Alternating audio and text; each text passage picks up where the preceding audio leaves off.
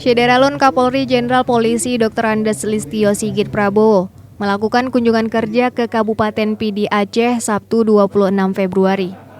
Dalam kesempatan itu, Abu Syik menghadiahi kopi kemasan hasil racikannya kepada Kapolri.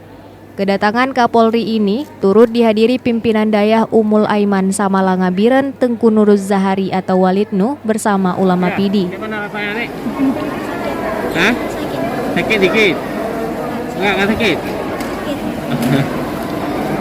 Sejumlah pelajar yang ikut vaksinasi turut diberikan hadiah berupa tas sekolah. Ini kita baru saja melaksanakan kegiatan vaksinasi serentak yang hari ini memang kita pilih pelaksanaannya di wilayah Pidi, dan hari ini target di wilayah Pidi ada kurang lebih 5.000 vaksinasi. Sementara secara umum kegiatan vaksinasi di Provinsi Aceh kurang lebih 67.000 dosis. Dan untuk nasional target kita hari ini adalah 1,6 juta dosis. Tentunya ini semua kita lakukan dalam rangka kita meyakinkan bahwa masyarakat kita betul-betul mendapatkan imunitas dari kegiatan vaksinasi ini. Dan kemudian ada hal baru yang disampaikan oleh Bapak Menteri Kesehatan bahwa vaksinasi booster diberikan kepada yang sudah 3 bulan, tidak hanya untuk lansia tapi juga untuk masyarakat umum. Tentunya dalam kesempatan ini saya mohon kepada seluruh rekan-rekan untuk membantu mensosialisasikan ya. Kemudian yang sudah 3 bulan vaksin dosis 2 bisa datang ke gerai-gerai, ke tempat-tempat vaksin yang sudah disiapkan dan kemudian melaksanakan vaksinasi dosis 3, vaksinasi booster. Dan ini menjadi penting karena dari statistik angka-angka terkait dengan tingkat fatalitas atau tingkat kematian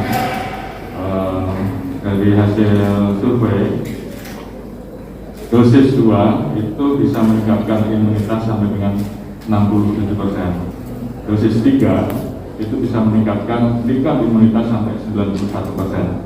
Jadi memang untuk menghadapi varian baru Omicron ini kita harus yakin bahwa masyarakat kita betul-betul sudah melaksanakan atau mendapatkan vaksinasi secara optimal, dan itu tentunya adalah uji bagi kita untuk bisa menangani dan mengelola laju Omicron dengan baik. Beberapa waktu yang lalu kita telah berhasil menangani laju varian Delta sehingga hampir 170 hari bahkan 200 hari lebih tidak terjadi pertumbuhan flattening. Saat ini varian baru meningkat, namun saya yakin dengan kerjasama seluruh stakeholder yang ada, kemudian tingkat antusias masyarakat terhadap vaksinasi, maka harapan kita varian baru Omicron ini juga bisa kita kelola dengan baik. Apalagi tingkat fatalitasnya jauh lebih rendah daripada varian yang lama. Namun demikian tetap ada angka kematian dan khususnya itu muncul di usia-usia rentan yang dosisnya belum lengkap atau komorbid. Jadi ini yang tentunya menjadi sasaran prioritas yang harus terus kita laksanakan. Dan tentunya bagi yang sudah vaksin walaupun sudah lengkap, bagaimana tetap kita menjaga protokol kesehatan, menggunakan masker, itu harus selalu dilakukan. Assalamualaikum warahmatullahi wabarakatuh. Dari Sigli, Muhammad Nazar, Serambion TV.